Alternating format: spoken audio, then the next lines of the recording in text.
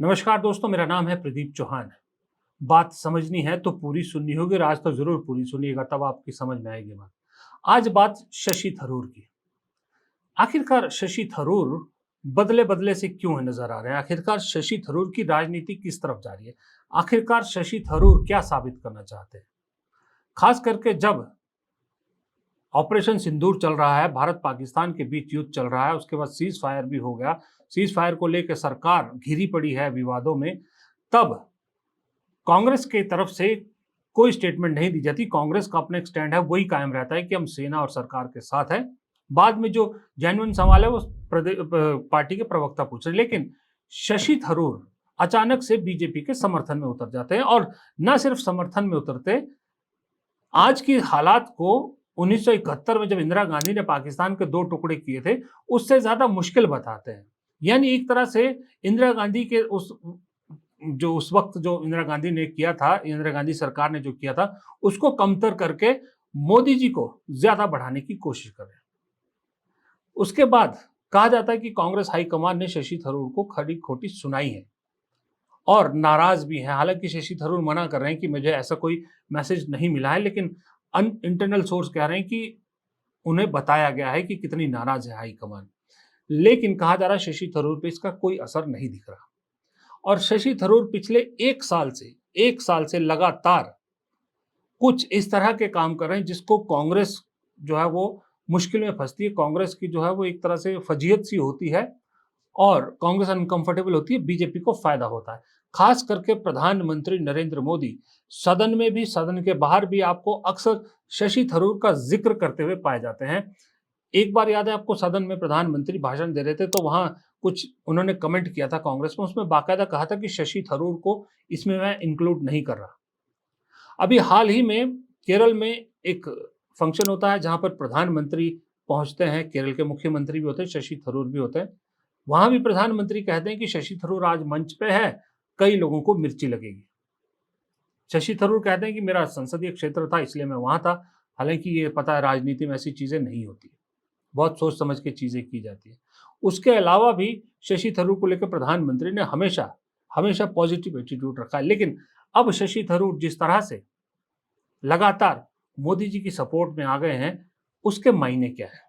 उसके दो मायने निकाले जा रहे हैं। एक मायने लोग कह रहे हैं कि शशि थरूर कांग्रेस छोड़ने वाले हैं, बीजेपी ज्वाइन करने वाले हैं, जिसको मैं कतई मानने के लिए तैयार नहीं हूं। क्योंकि अगर शशि थरूर ऐसा करेंगे तो उनका राजनीतिक करियर जो है वहीं खत्म हो जाएगा, क्योंकि अब तक शशि थरूर ने एंटी बीजेपी स्टैंड पे ही अपनी राजनीति की है, और वैसे भी केरल में बीजेपी का कुछ खास है नहीं। तो अगर शशि थरूर कांग्रेस छोड़ के बीजेपी में जाने के बारे में कोई लोग कह रहे हैं तो गलत फहमी में है वो। दूसरा, ये भी बात बिल्कुल सही है कि शशि थरूर केरल में कांग्रेस से खुश नहीं है, हाईकमान से भी खुश नहीं है। खास करके अब जो नए प्रदेश अध्यक्ष बनाए हैं, वहां पर नए यूडीएफ के कन्वीनर बनाए, शशि थरूर उससे भी खुश नहीं है, क्योंकि शशि थरूर की पसंद से नहीं है। शशि थरूर कांग्रेस हाईकमान को कह चुके हैं कि मुझे मेरी रिस्पॉन्सिबिलिटी बताइए, नहीं तो आई हैव अदर ऑप्शंस। इसका मतलब क्या होता है? इस अदर ऑप्शन में बीजेपी में शामिल होना नहीं है। तो एक नई चीज जो शशि थरूर के बारे में कही जा रही है कि क्यों शशि थरूर मोदी भक्ति में लगातार लीन होते जा रहे हैं, उसकी वजह कुछ और है। उसकी वजह यह है कि दरअसल शशि थरूर जिस सीट से आते हैं, तिरुवनंतपुरम से, 2009 में पहला चुनाव उन्होंने लड़ा था वहां से, और वहां से लगातार चौथी बार सांसद बने इस बार। लेकिन इस बार आपको मालूम है जीत का मार्जिन उनका कितना था? मात्र 16,000 वोट। मात्र 16,000 वोटों से उन्होंने राजीव चंद्रशेखर को हराया, बीजेपी के राजीव चंद्रशेखर को, जो केंद्र में मंत्री थे। अब उस दिन मंच पे जब प्रधानमंत्री थे तो वहां राजीव चंद्रशेखर, शशि थरूर, प्रधानमंत्री तीनों बातें करते आपको नजर आए होंगे। तो कहा यह जा रहा है कि शशि थरूर जानते हैं कि अब पॉलिटिकल राजनीति उनके लिए उतनी आसान नहीं है। तिरुवनंतपुरम में पहले कहा जाता था शशि थरूर पहले 2 टर्म में लगातार तिरुवनंतपुरम में घूमते थे, केरल की पॉलिटिक्स में इन्वॉल्व रहते थे। लेकिन पिछली टर्म में उन्होंने कम किया। इस बार तो करें शशि थरूर ने अपनी कॉन्स्टिट्यूंसी में जाना ही छोड़ दिया, बहुत कम जाते हैं, लोगों से बहुत कम मिल रहे हैं। तो उससे इशारा मिलता है कि शशि थरूर अब पॉलिटिकल जो पॉलिटिक्स है, इससे जो इलेक्शन पॉलिटिक्स है, इलेक्टोरल पॉलिटिक्स है, इससे बाहर आना चाहते हैं।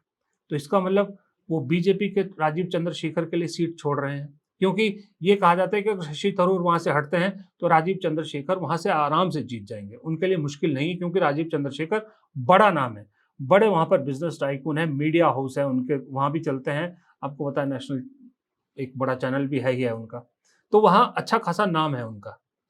तो चंद्रशेखर के लिए मुश्किल नहीं होगा जीतना।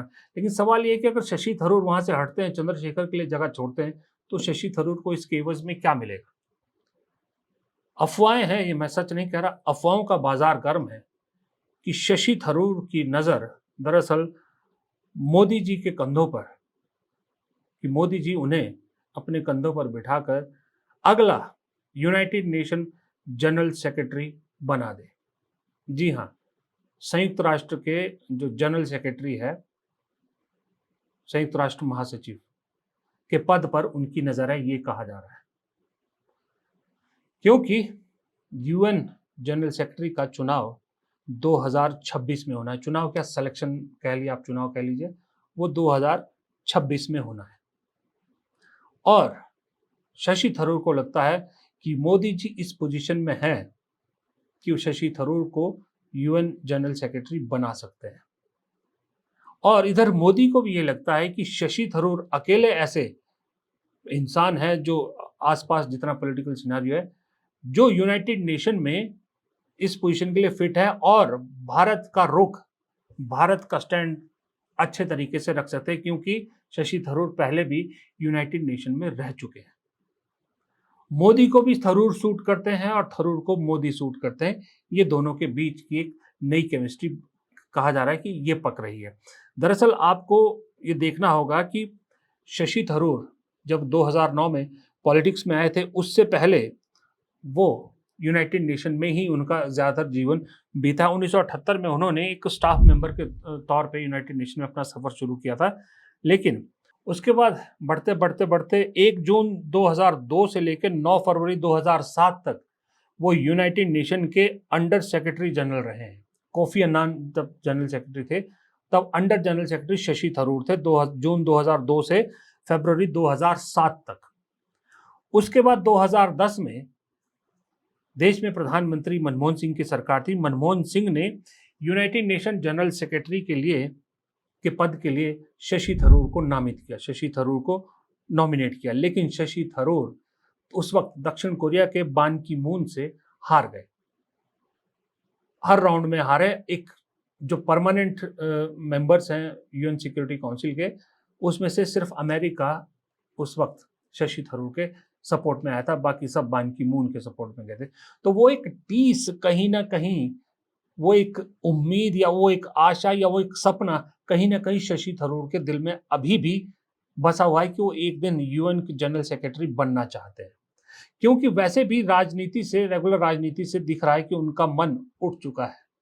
वो या तो राइटिंग करना चाहते हैं या कुछ, ये सबसे बढ़िया है यूएन जनरल सेक्रेटरी की सीट उन्हें मिल जाए। दरअसल यूएन जनरल सेक्रेटरी का जो चुनाव होता है, अगर आप उसको देखें तो उसमें रोल होता है इंपॉर्टेंट 15 जो यूनाइटेड नेशन सिक्योरिटी काउंसिल होती है उनका, जिसमें 5 परमानेंट सदस्य भी हैं जो यूएस, चाइना, रशिया, यूके और फ्रांस है। ये 5 मेंबर और 10 जो दूसरे मेंबर होते हैं वो 2-2 साल के टेन्योर पे होते हैं। ये 15 लोग चुनते हैं। फिर इन 15 लोगों के चुनने के बाद फिर उन्हें जो है वो एक तरह से नामित किया जाता है। फिर बाकी सदस्य जो है वो वोटिंग करते हैं या जो वो करते हैं। लेकिन वो पहले जो ये 15 सदस्य ये अच्छी तरह से छानबीन कर लेते हैं कि जिसका नॉमिनेशन करना है उसमें दम है भी कि नहीं। अब यहाँ पर रोल आता है मोदी जी का। यहाँ थरूर को लगता है अगर यूएस से कहे डोनाल्ड ट्रंप, तो वो शशि थरूर का समर्थन कर सकते हैं अगर मोदी जी कहेंगे। यूनाइटेड किंगडम यानी यूके कर सकता है, फ्रांस कर सकता है, रशिया कर सकता है। सिर्फ एक चाइना को छोड़ के बाकी चारों जो है वो भारत का समर्थन कर सकते हैं। और बाकी जो 10 सदस्य हैं उस वक्त जो रहेंगे पता नहीं, उसमें से पाकिस्तान भी 2026 तक है फिलहाल इस सिक्योरिटी काउंसिल का। लेकिन पाकिस्तान को अगर छोड़ दे तो बाकी देश जो है, अगर 4 यूएन के परमानेंट मेंबर शशि थरूर के सपोर्ट में आते हैं तो उनमें से भी ज़्यादातर लोग वो आ जाएंगे। ये उम्मीद है शशि थरूर को। यूएस, आप बोलोगे कि यूएस अभी ट्रंप तो अभी इतनी मोदी जी की बेइज्जती कर रहे हैं, वो क्यों कर रहे हैं? दरअसल यूएस हमेशा से कहा जाता है, यूएस चाहता है कि ये जो छोटे छोटे देशों के यूएन जनरल सेक्रेटरी बन जाते हैं, इनसे बाहर निकलना चाहता है। यूनाइटेड नेशन के जनरल सेक्रेटरी में कुछ ऐसे किसी शख्स को देखना चाहता है जो दरअसल बड़े देश को रिप्रेजेंट करता हो या बड़े कंट्री का किसी नुमाइंदे को वो देखना चाहता है, इसलिए वो शशि थरूर का समर्थन कर सकता है। ये है दरअसल कहानी शशि थरूर और मोदी की प्रेम कहानी, जिसको आप कह सकते हो। और इस कहानी के पीछे, अगर ये मैं अभी फिर कह देता हूँ, ये डिप्लोमेटिक और पॉलिटिकल सर्कल में ये अफवाह गर्म है। अब इस अफवाह में कितनी सच्चाई है कितनी नहीं मैं नहीं जानता, लेकिन इतना जरूर है कि जो आजकल लगातार शशि थरूर का मोदी प्रेम दिख रहा है, और मोदी जी अक्सर जो शशि थरूर प्रेम दिखाते हैं, उसमें एक बात तो सही है कि ये रिश्ता कुछ तो कहलाता है। ऐसा कोई सीधा सीधा रिश्ता तो नहीं है। मजे की बात है कि जो प्रधानमंत्री ने या सरकार ने जो एक डेलीगेशन चुना है, जो विदेश दौरे पे जाकर भारत का जो ऑपरेशन सिंदूर को लेकर भारत का पक्ष रखेगा, उसमें भी कांग्रेस की तरफ से शशि थरूर का और शायद मनीष तिवारी का नाम है।